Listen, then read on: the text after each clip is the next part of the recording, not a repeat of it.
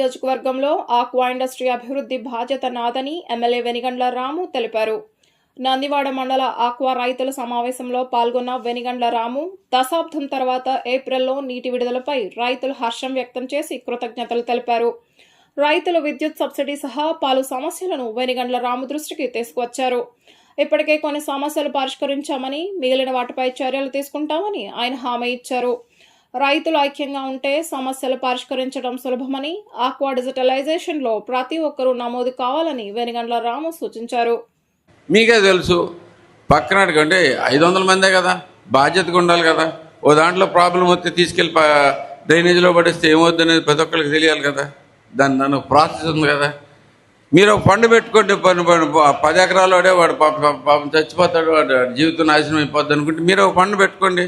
ఆ 10 ఎకరాల వాడికి ఏదో ప్రాబ్లం వచ్చింది, ఏదో డిసీజ్ వచ్చింది, అవన్నీ పోతున్నాయి, వాడు నష్టపోతున్నాడు.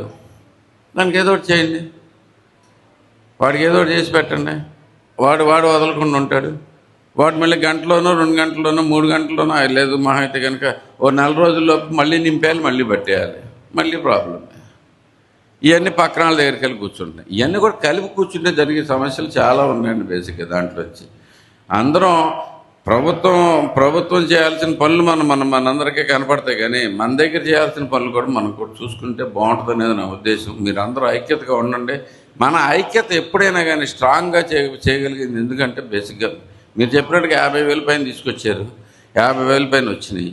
ఓకే, 50,000 మెజారిటీ వచ్చింది కాబట్టే నేను కూడా గట్టికి వెళ్ళి కూర్చోగలుగుతున్నాను. నాకు 64% ఇచ్చారండి గూడాడ ప్రజలు. దాంట్లో వచ్చి మరి నాకు సమస్యలు కావాలి కదా, దీంట్లో చేసి రావాలి కదా.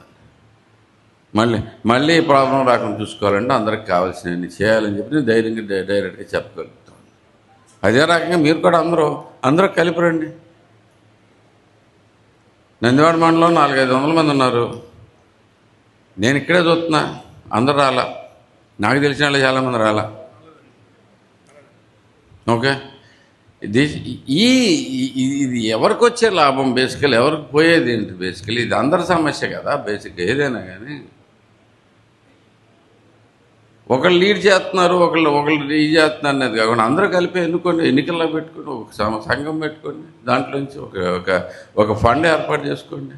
మీరే బోర్డు పెడుతున్నారు కదా. ఏ కావాలన్నా కానీ వాస్తవానికి నేను ఒకటి ఒప్పుకుని తీరాల్సింది ఏంటంటే, చక్కగా రోడ్లు కావాలన్నా ఏ కావాలన్నా కానీ మీ దగ్గరికి డైరెక్ట్గా వచ్చేస్తూ ఉన్నారు. ఇప్పుడు మీరు కూడా ఆయన కూడా చాలా మంచిగా రోడ్డు అయితే కనుక నాకు సమస్య తీర్చిపెట్టారు. అది కూడా మీరందరూ కూడా పోల్కొండ రోడ్డు కూడా చాలా క్లియర్గా చేసుకుంటూ వస్తున్నారు. అందరికీ ఇలాంటి వాటిలో కొంచెం ముందుగానే ఉంటారు. అదే ఒకళ్ళు హెల్ప్ చేసుకుంటున్నా కూడా ఇదే రకంగా ఉంటే ఈ 450 మించి రాకుండా ఇంకో 451 వాడు రాకుండా ఉంటాడు అట్లీస్ట్ మీకు పోటీ. మీరందరూ కలిసి ఉంటే ఓకే. దీంట్లో అంటే మీ ఎవరికాళ్ళు ఎదగాలనుకుంటారో దీంట్లో చదువుకుంటారు, కానీ పక్క దాంట్లోకి వెళ్ళి ఎదుగుదాం. ఇక్కడ 10,000 వచ్చింది, ఇక్కడ 10 ఎకరాలు చేస్తున్నారు, 20 ఎకరాలు చేయాలంటే ఇక్కడ ఖాళీ లేకపోతే పక్క దాంట్లోకి వెళ్ళి తీసుకుంటారు. బేసిక్గా అట్లీస్ట్ మన దగ్గర గట్టిగా ఉందాం, స్ట్రాంగ్గా ఉందాం. ఒకరి మీద ఒకళ్ళు పోటీ పడకుండా ఎవరికి లాభం అవుతుంది?